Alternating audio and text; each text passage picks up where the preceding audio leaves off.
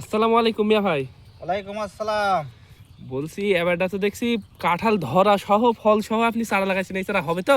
হ্যাঁ হ্যাঁ, হবে না কি রাখবে হবে না। এখন তো গাছের টপের চারা আপনি যখন খুশি তখন লাগাতে পারবেন, সবসময় হবে চারা। মুচি সহ লাগাছি, যাতে জাতটা সঠিক। দেখেছো ধৈর্য আছে মুচিতি, এটা আছে পাকলে লাল হবে ভেতরে। ভিতরে লাল, তাহলে হ্যাঁ, এটি পাকলে লাল কাঁঠাল তাই তো? এটা লাল কাঁঠাল। লাল কাঁঠাল। তা আপনি এই যে চারি কোলে পেয়ারা গাছের মাঝখানে লাগাইছেন কেন, ফাঁকা জায়গায় লাগাইছেন না এই কেন? পেয়ারা তো বেশি দিন বাঁচবে না, 4 বছর, 4 বছর পরে অটো মরে যাবে। তখন এই কাঁঠাল তো, লাল কাঁঠালটা 1.5 বছর লাগে, আস্তে আস্তে বড় হতে দিকে গাছ, ওই গাছ মরে যাবে। তখন এই কাঁঠাল থাকবে আর পেয়ারা গাছ তুলে যাব। তোলার আগেই মরে যাবে পেয়ারা, মানে কাঁঠাল তখন কাঁঠাল থেকে যাবে।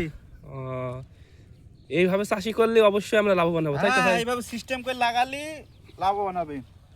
মানে পা দিয়ে শক্ত ভাবে লাগাইছেন, নরম ভাবে লাগালে হবে না এটি? না না, লুজ থাকলে হবে না, মরে যেতে পারে। টাইট করে দিতে হবে চারাটা লাগানোর পরে।